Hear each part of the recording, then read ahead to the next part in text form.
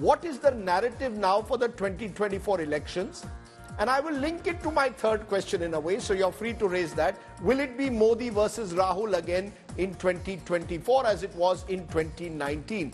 Before I come to the panelists, I want to play out Rahul Gandhi's press conference on Friday outside Parliament on the issue of Bharat Mata and what Prime Minister Modi said on Bharat Mata, because there was an element of anger and bitterness on both sides. Listen in. It's very interesting. For the first time, the words Bharat Mata have been expunged from the Parliament. It's an insult to those words. Whatever I said that is wrong. I have said Bharat Mata, which is an idea, which is the idea of India, where everybody lives peacefully, harmoniously, with affection, has been killed in Manipur. It's a fact. So, the word itself now cannot be spoken by the people of India. We cannot say Bharat Mata in Parliament. यहाँ सदन में मां भारती के बारे में जो कहा गया है, उसने हर भारतीय की भावना को गहरी ठेस पहुंचाई।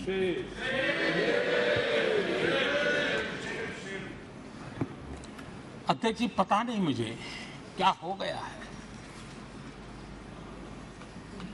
सत्ता के बिना ऐसा हाल किसी का हो जाता है। सत्ता सुख के बिना जी नहीं सकते हैं। और क्या क्या भाषा बोल रहे हैं। पता नहीं क्यों कुछ लोगों को भारत मां की मृत्यु की कामना करते नजर आ रहे हैं। जो इनके मन में है वही उनके कृतित्व में सामने आ जाता है। Sharp comments on both sides. Ashok, Malik, what is the narrative therefore for 2024 elections? Is it Modi versus Rahul again in 2024, or is that being overly simplistic in a country as large as India? Rajdeep, two things. One, a micro answer, and the second, a macro answer.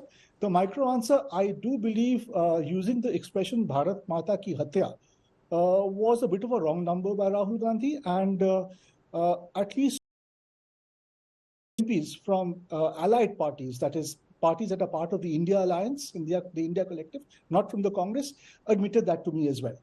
I do believe this will come back to be used against Rahul Gandhi in the months to come, in the election campaign to come. Where that leads to, of course, is another matter. But I think that expression was avoidable in Parliament. Having said that, look, the no confidence motion, the debate that happened, the theatrics, as Govinda Yadav puts it, perhaps justifiably, in Parliament, are different from an actual election. Even if the results are the same, the two processes are very, very different. I think that the challenge for India remains one, of course, to find a narrative and a leader and an answer to the question of Modi and the unquestioned popularity of Modi, the appeal of Modi, which remains fairly strong from 2019 onwards. I'm sorry. What this no-confidence motion established is that whatever else, Modi is not unpopular. You could argue he's not as popular as 2019. He's less popular. He's more popular. That's a matter of debate. But his popularity is not under stress. That became very clear with this debate. Second, where does the India Alliance see opportunities for one-to-one fights with the BJP? In which states can it ensure that? States that are where one-to-one fights are currently not happening? And how do the social and political coalitions in Maharashtra and in Bihar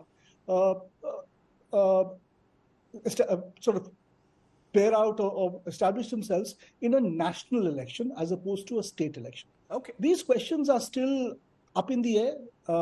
We don't have answers to them. India does not have answers to them. India as the coalition India. These questions have not been answered by this no confidence motion or the coordination or lack of coordination in Parliament. You know, in that sense, Pawan Verma, is that still the opposition's dilemma that it was before the no confidence motion and possibly over the last 9 years? How do you, in a way, combat a popular prime minister by making an election not about leadership, but about issues?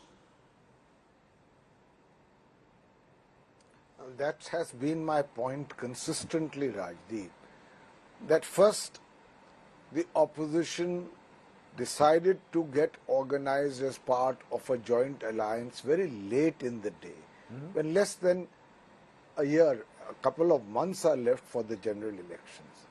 Secondly, if they were serious about it, and I'm sure they are, by now a secretariat would have been set up, a common minimum program at the very least would have been drafted, talks on seat adjustments would be taking place.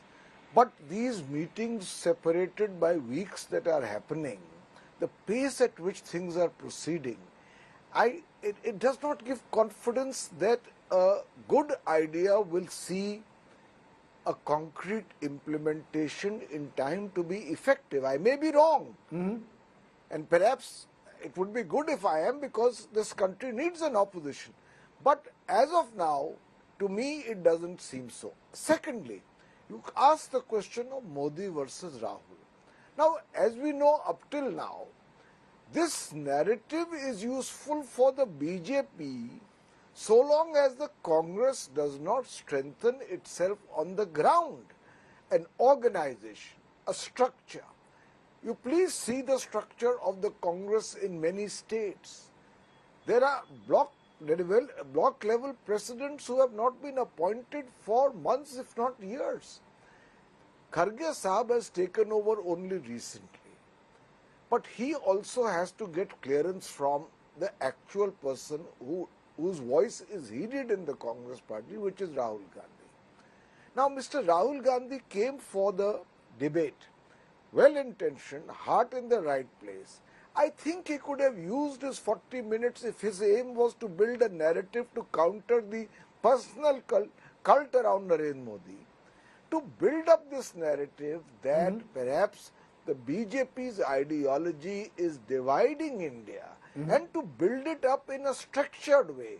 I think when the Prime Minister said that thoda prepare karke to aiye, I think there is some merit on it, not because the Prime Minister is saying it. You have 40 minutes. Build up the problem. Build up the harm that is being done to the nation. I mean, he used one sentence. आपने सारी जगह kerosene छिड़क दिए, अब एक चिंगारी लगाने को बाकी. For God's sake, the nation is listening. Explain to him that this religious divisiveness, this polarization, this hate, this violence, this lack of trust, this divisiveness is going to create the idea, bury the idea of India and divide India. I mean, I don't think he developed the case strongly enough, and towards the end became rhetorical. And as you all know, when he speaks in Hindi, he can use awkward phraseology. If his attempt was to say that Bharat Mata ko ek gehri ठेस लगी है मणिपुर में, जैसे पूरे देश में आज समाज में वो विभाजन हो रहा है, I think that would have made greater sense than to say that Bharat Mata has been murdered. Okay. Now, not that he meant to say that, and his press conference clarified it, but it will be interpreted.